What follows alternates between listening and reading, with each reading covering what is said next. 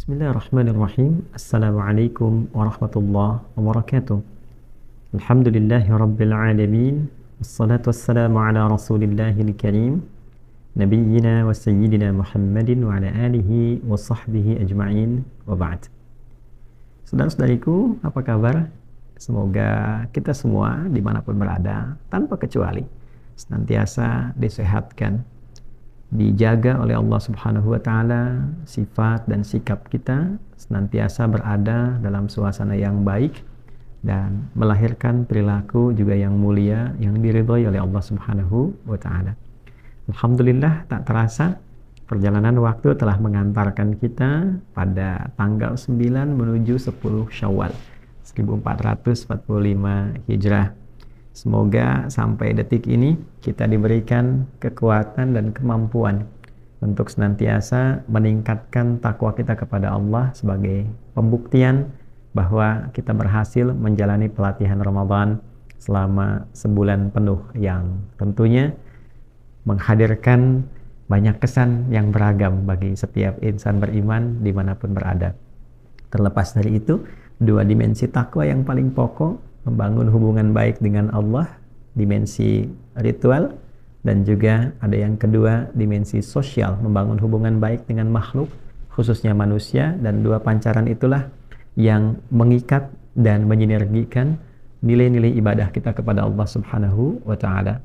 Salat seseorang bagian dari ibadah ritualnya. Semakin baik salatnya, semakin baik pembuktian kebertuhanannya kepada Allah. Implementasi dari salat itu adalah sifat-sifat sosial. Inna sholata tanha 'anil fahsya wal munkar. Ketika orang baik hubungan dengan Allah, salatnya bagus, maka semua anggota tubuh yang digunakan ruku, sujud, tunduk, patuh pada ketentuan Allah ini juga implementasinya bisa digunakan untuk menjaga diri dari berbagai tindakan-tindakan yang buruk, baik berupa fahsya, godaan syahwat, ya, mohon maaf, kata-kata kotor, jorok, apalagi zina, pornografi, porno aksi, LGBT dan turunannya, atau juga perbuatan mungkar yang diingkari hati, gambaran dari nafsu, perut dan akal. Maaf, merendahkan, mencela, membuat hoax sampai ke titik yang lebih besar, merampok, membunuh dan sebagainya, itu bukan kepribadian orang yang sholat. Jadi satu sisi berhasil, sisi spiritualnya juga sukses dari dimensi sosialnya. Nah, teman-teman, tentu membuktikan menjaga keutuhan itu tidaklah mudah. Apalagi bila kita melihat dari sisi lingkungan tempat kita berdomisili saja. Ada kalanya orang-orang yang tinggal di komunitas yang muslimnya banyak, mayoritas, atau di dunia Islam pada umumnya, tentu ini memudahkan kita untuk menjaga nilai-nilai keislaman. Tantangannya mungkin terasanya sedikit lebih ringan. Masjidnya banyak, yang pakai kerudung untuk perempuan juga banyak, motivasi untuk berinteraksi kebaikan banyak. Berbeda dengan kondisi-kondisi tertentu, yang satu secara lingkungan boleh jadi muslimnya sedikit, komunitasnya menjadi minoritas, atau juga boleh jadi di tempat yang Islam, namun nilai keislaman tidak diterapkan dengan baik, atau boleh jadi dalam konteks tantangannya tidak mudah untuk dilakukan. Itu bisa kita temukan di beberapa daerah yang populasi muslimnya mungkin mayoritas, tapi penerapan hukumnya sekuler atau hal-hal yang terkait dengannya.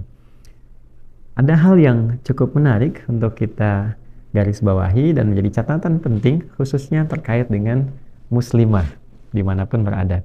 Tentu di antara tanda-tanda ketakwaan itu ada implementasi yang kita dapatkan dalam kehidupan berupa tanda-tanda yang Allah kenalkan langsung sebagai jati diri seorang muslimah. Kita beri contoh misalnya jilbab yang dikenakan hanya oleh muslimah, tidak oleh muslim, oleh perempuan muslimah yang beriman, tidak oleh laki-laki. Nah, teman-teman, bagi yang muslimah, saudariku dimanapun berada, baik adik, kakak, ataupun juga turunan-turunan yang lain, para ibu, para akhwat, tidak mudah untuk mengenakan jilbab ini dengan kondisi yang dipertahankan dalam hal-hal yang spesifik secara islami mesti digunakan. Yang saya maksudkan, di lingkungan yang saya sebut tadi, adaptasinya mudah seperti di Indonesia atau di tempat-tempat yang muslimnya banyak atau di pusat-pusat keislaman, sehingga menjadi karakter bahkan menjadi budaya, itu nyaman digunakan. Namun ketika satu petualangan atau mungkin tuntutan baik pekerjaan ataupun juga sekolah, kuliah berpindah ke tempat lain yang karakternya berbeda, kan? Kemudian budayanya tidak sama sehingga membentuk satu cara pandang yang berbeda. Merasa seakan-akan yang berjilbab ini kok beda dengan yang tidak berjilbab. Cara pandangnya lain, karakter budayanya berbeda. Sehingga para saudari kita yang tidak memiliki kecukupan bekal atau kemantapan tekad dalam dirinya untuk mempertahankan jilbab, kadang-kadang bisa terpengaruh, goyah, dan tidak sedikit kemudian yang sangat disayangkan menanggalkan jilbabnya.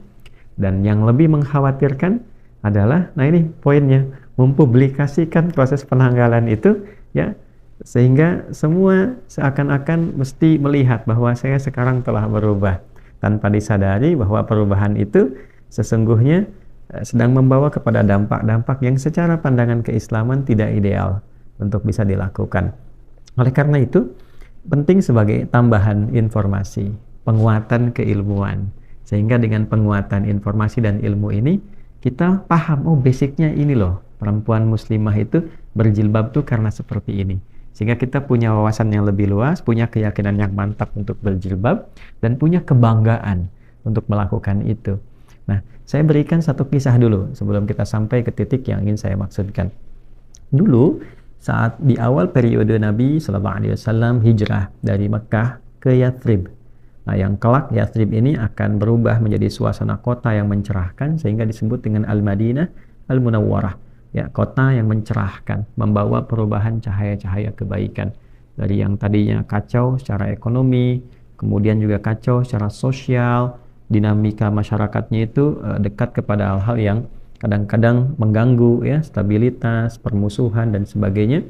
Maka Nabi SAW ketika berhijrah, Allah berikan petunjuk pada beliau dalam durasi yang sangat singkat, bisa merubah itu pada tatanan kehidupan civil society. Jadi masyarakat madani yang begitu baik, begitu rukun, begitu kuat akarnya, dan dalam tahapan-tahapan itu ada juga beberapa drama-drama yang terjadi. Apa diantaranya? Ada kebiasaan preman-preman di sekitaran Yathrib, ya, preman-preman di awal-awal masa Al-Madinah Al-Munawwarah itu jangan dikira nggak ada premannya, ada premannya, ya. Nah, itu suka ganggu perempuan, khususnya kalau malam-malam perempuan itu ingin, mohon maaf, menunaikan hajatnya, dia keluar, ya, mencari tempat-tempat toilet umum, gitu ya, dalam kondisi di masa itu tentunya. Nah, ini seringkali ketika keluar malam itu mendapatkan gangguan dari preman-preman. Nah, penting diketahui teman-teman, landscape masyarakat pada masa itu, di era itu, dan Islam kemudian datang memberikan perubahan untuk mengarahkan pada kehormatan. Nah, di era itu perempuan terbagi pada dua bagian, pun demikian dengan laki-laki nanti, ya. Ada statusnya perempuan-perempuan yang merdeka dalam status yang terhormat, ada perempuan-perempuan juga, saya khususkan perempuan, yang statusnya menjadi budak. Nah, di era itu perbudakan masih ada, ya, era jahiliyah, bukan hanya di lingkungan masyarakat Jazirah Arab, sampai kita lihat di Eropa pun, ya, di Yunani pun, kemudian juga tempat-tempat yang lainnya perbudakan masih marak. Dan dahsyatnya Islam datang untuk mengentaskan semua sifat perbudakan itu. Makanya nanti kita akan lihat dalam hukum-hukum yang turun dalam keislaman, termasuk hukum nikah, ya, salah satu manfaatnya, hikmahnya adalah nanti untuk mengentaskan perbudakan. Nanti zakat juga demikian, termasuk aspek-aspek yang lainnya, termasuk waris. Banyak sekali hukum dalam Islam untuk memberikan pencerahan bahwa perbudakan tidak diperkenankan dalam nilai keislaman. Jadi sebelum piagam PBB itu hadir, Islam jauh lebih dulu mengantarkan nilai-nilai kesetaraan dalam kemanusiaan dan nilai-nilai berkeadilan. Secara singkatnya adalah, preman-preman ini itu seringkali mengganggu perempuan-perempuan, khususnya yang kalangan budak. Ya, apa di antara tandanya? Di kalangan budak ini tampil bebas. Di antara cirinya kepalanya nggak ada penutupnya. Jadi kalau mereka keluar malam tidak menggunakan penutup, kan? Nah, itu mereka pastikan bahwa ini budak, bisa diganggu, bisa dikerjai dan sebagainya. Nah, ada beberapa perempuan merdeka pun, ya, yang ternyata juga karena hajat tertentu dia tidak sempat menutup kepalanya, kemudian dia keluar, terganggu juga. Dalam situasi itu ternyata didapati pula, ya, beberapa perempuan yang beriman, muslimah, ketika keluar dan ayat tentang kerudung, tentang jilbab itu belum turun, ya, khususnya tentang jilbab, karena nanti berbeda antara menutup kerudung saja dengan jilbab yang melonggarkan dan merendahkan. Begitu keluar, kemudian terganggu dan dilaporkanlah itu kepada Nabi Shallallahu Alaihi Wasallam. Nah, laporan yang disampaikan kepada Nabi itu, terganggunya seorang perempuan muslimah, itu yang menjadikan respon Allah Subhanahu Wa Taala turun dengan langsung menurunkan satu wahyu, yang dengan wahyu itu mengangkat derajat seluruh perempuan muslimah menjadi terhormat, dan dengan itu pula membebaskan nilai-nilai perbudakan, disamakan baik merdeka ataupun yang budak. Sepanjang Anda sudah masuk Islam, Anda terhormat di hadapan Allah Subhanahu Wa Taala, naik status, semua dalam keadaan terhormat. Nah, apa simbolisasi nilai penghormatan itu dan penjagaan kepadanya? Turunlah kemudian tuntunan syariat di surah ke-33, di surah Al-Ahzab, surah 33 ayat 59, di halaman 426. Baiknya kita bisa lihat teman-teman sekalian, bisa saya bacakan langsung dengan keadaan mushafnya. A'udzubillahi minasyaitonirrajim. Bismillahirrahmanirrahim. Ya ayyuhan nabi qul li azwajika wa banatika wa nisa'il mu'minin yudnina 'alaihinna min jalabibihin dzalika adna ay yu'rafna fala yu'dzain wa kana Allahu ghafurar rahima. Masyaallah.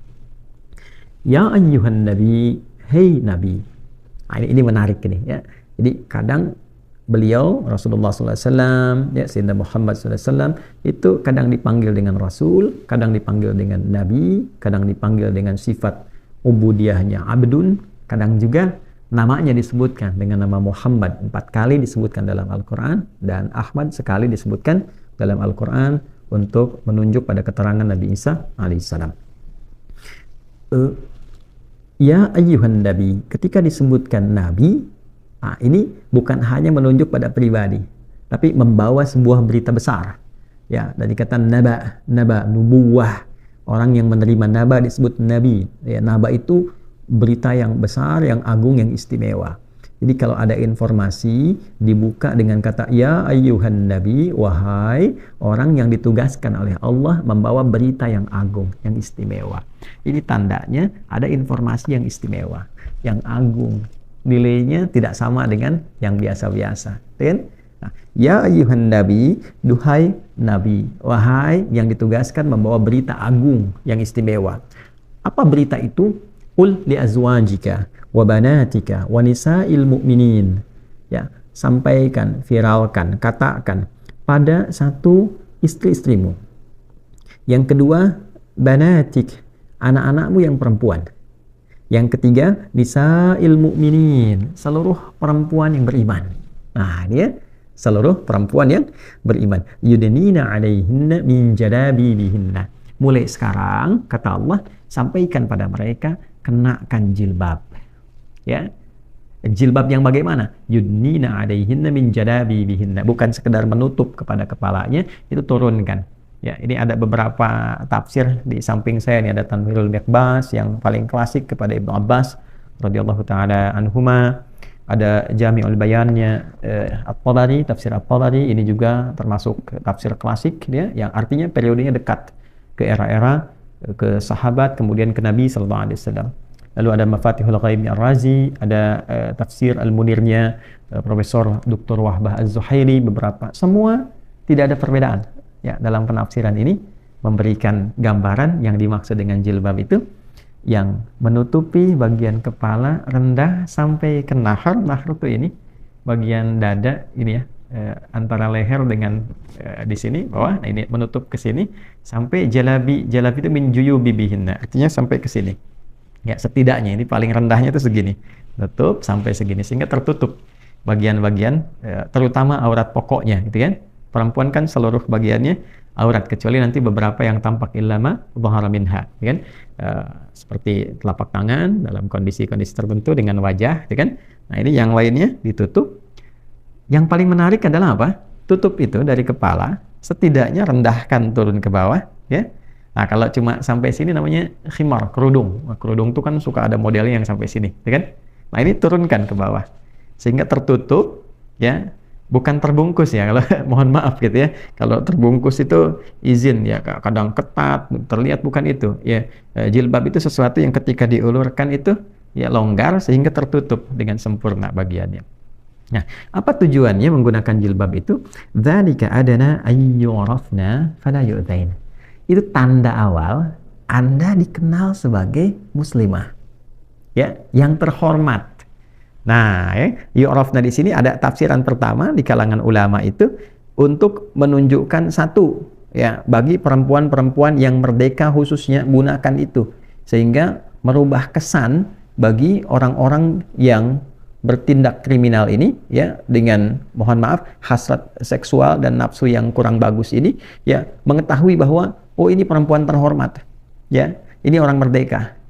Tapi menariknya ayat ini pun diungkapkan dengan kata yang umum, nisa'il mu'minin ya. Nisa'il mu'minin itu bisa untuk yang merdeka, bisa digunakan juga untuk yang budak di masa itu, karena hukum mengatakan al-ibratu bi umumil lafzi la bi khususis sababi ya. Hukum itu, hikmah itu diambil dari keumuman lafaz, tidak dikhususkan kepada sebab turunnya atau kondisi saat turunnya.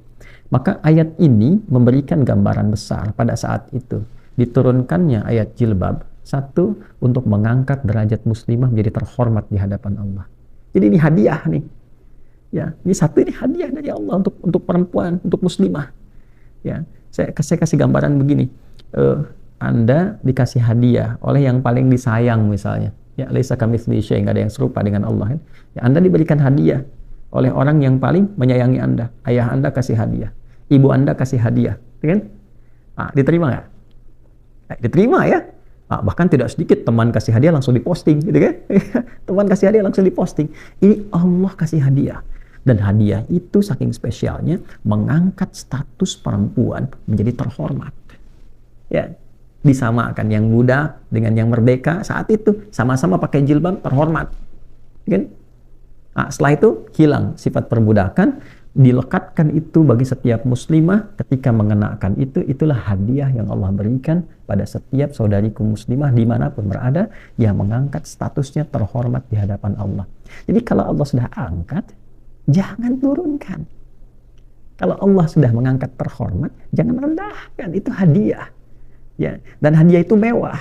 Kenapa? Sebab ketika seorang perempuan meninggal, hadiah penghormatan Allah itu diabadikan menjadi bagian dari kafannya.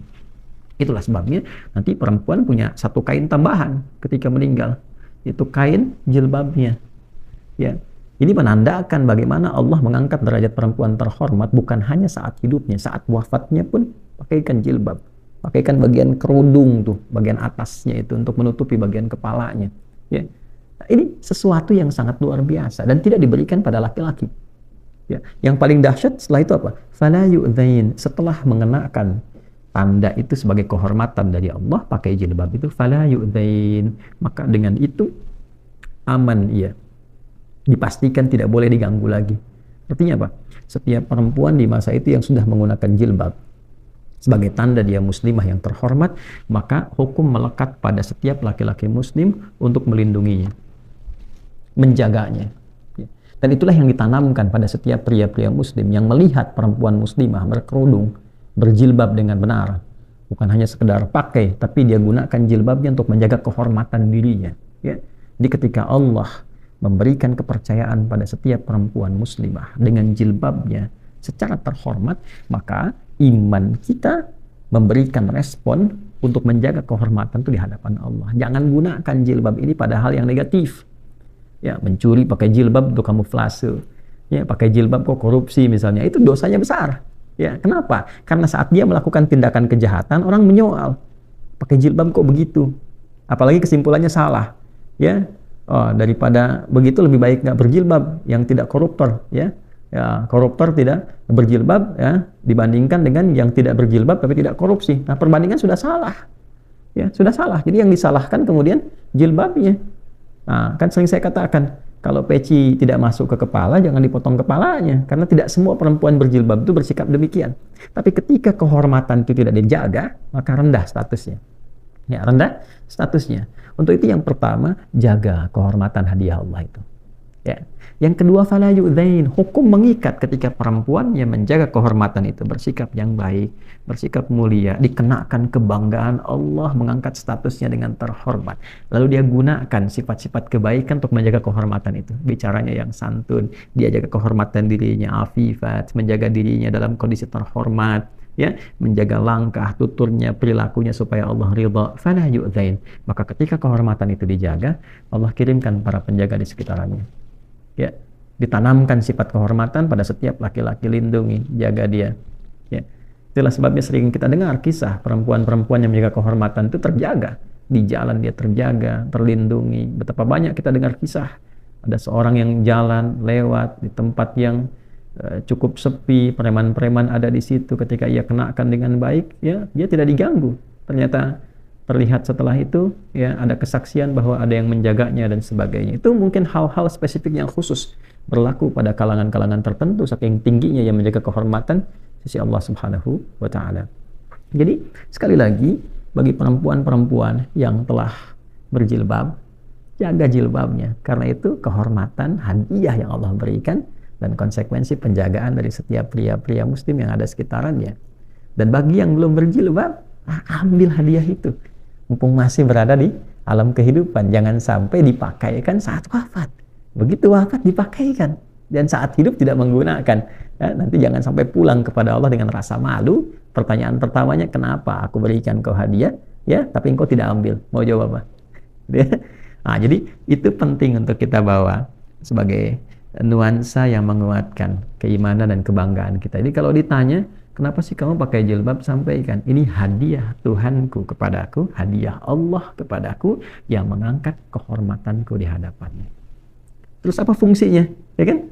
Fungsinya adalah satu, untuk memberikan kebahagiaan kepadaku, jaminan ketentraman bagiku, dan mengikat hukum bagi setiap lelaki muslim ketika aku menggunakannya, aku terlindungi dengan izin Allah Subhanahu wa Ta'ala. Betapa banyak sekian teori, tapi ketetapan dari Allah ini yang paling indah. Wa kana Allahu ghafurar rahim. Dan sungguh Allah mengetahui tindakan-tindakan yang kadang kurang baik dikenakan oleh perempuan berjilbab atau yang belum siap untuk berjilbab. Allah memberi kesempatan. Jika ada yang ingin berubah, Allah ampuni. Jika ada yang ingin menggunakan itu pada kebaikan, Allah sayangi. Dan jika pun ada yang berlebihan ingin kembali, Allah terima dengan sifat rahmatnya. La taqnatu min rahmatillah. Jangan putus asa dari rahmat Allah Subhanahu wa Ta'ala. Perempuan yang melepaskan jilbabnya dengan sengaja, kemudian misalnya mempertontonkan kepada siapapun, tidak sedikit pun berpengaruh kepada Allah. Ya, la yadurullaha syai'a, tidak sedikit pun ya berdampak kepada Allah Subhanahu wa Ta'ala, tidak merendahkan statusnya sebagai Tuhan, tidak berpengaruh, bahkan tidak memberikan efek apapun. Nah, justru itu akan kembali kepada dirinya sendiri. Untuk itulah kemudian kita harus banyak mendoakan, ya, supaya saudari-saudari kita yang muslimah bangga dengan jilbabnya, dia kenakan dalam kebaikan, ya, dan dia bisa posting semua anugerah kehormatan itu dengan postingan terbaik untuk memotivasi keindahan ini, sehingga setiap muslimah bangga dengan jilbabnya saat hidup, bangga saat dikenakan dalam wafat, dan bangga saat menjawab pertanyaan Allah, bagaimana status jilbab yang aku berikan kepadamu sebagai hadiah yang menaikkan martabat dan kehormatanmu di hadapanku. Adi Hidayat, semoga berkenan, maafkan saya. Subhanakallahumma bihamdika asyhadu an la ilaha illa anta, nastaghfiruka wa natubu ilaik. Assalamualaikum warahmatullahi wabarakatuh.